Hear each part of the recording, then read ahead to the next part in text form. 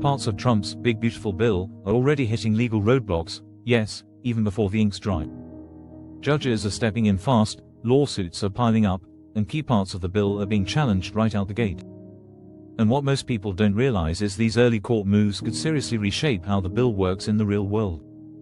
It could change how funding flows, what rules actually stick, and if you rely on government programs or just care about what's changing, you'll want to pay attention. Let's start with the first legal blow, healthcare. Just days after Trump signed the bill, a federal judge in Massachusetts blocked one of its biggest pieces, cutting off Medicaid funding to Planned Parenthood. This decision came down lightning fast, even before the government had time to respond. The judge, an Obama appointee, issued an immediate injunction, stopping the funding cuts cold. For now, the money's still flowing, but a full hearing is scheduled for July 21st.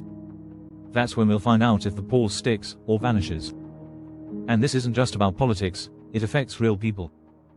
In many rural and underserved areas, Planned Parenthood is one of the only places people can go for things like cancer screenings, diabetes checks, and blood pressure monitoring. It's not just for young people. Seniors and low-income families rely on these clinics too, especially where hospitals or family doctors are scarce. And while Medicaid battles over Planned Parenthood aren't new, this one's different. It's baked into a much larger law, which makes it harder to untangle politically but easier to challenge in court. That's exactly what's happening now, and the backlash is already rolling in. Some conservatives are calling it judicial overreach. Senator Mike Lee even floated the idea of impeaching the judge.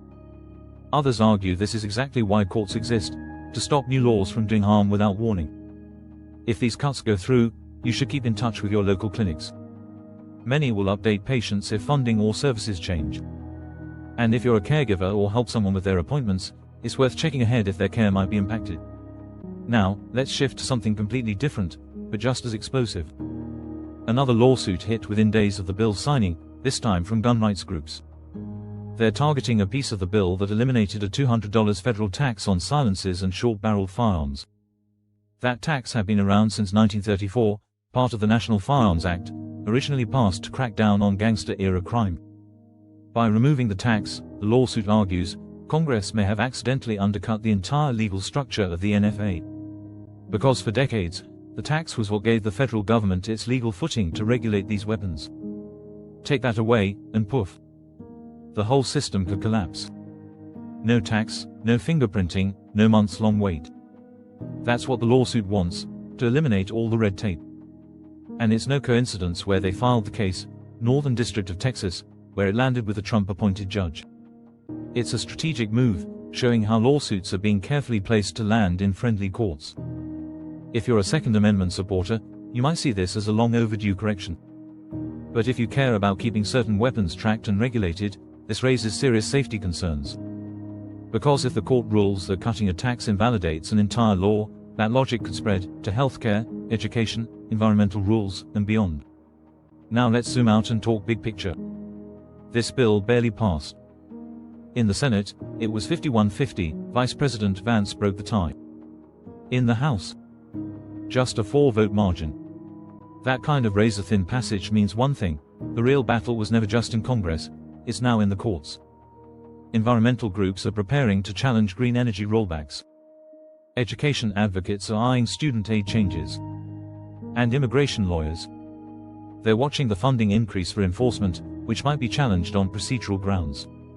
This is just the beginning. And here's the kicker: these court decisions aren't taking months or years. They're landing within days. That tells you just how hot and contested this bill really is. And for people living on fixed incomes or navigating benefits, it's chaos. One day you qualify for something, the next day you don't. One rule changes, then another reverses it. So, is the bill blocked? Kind of. Some parts are paused. Others are headed to trial. More lawsuits are coming. The bill passed, yes, but the courts are now deciding what actually survives. And that matters for all of us, not just because of what's in the bill, but because it's shaping how future laws will be written. Will Congress stop relying on tax laws to build programs?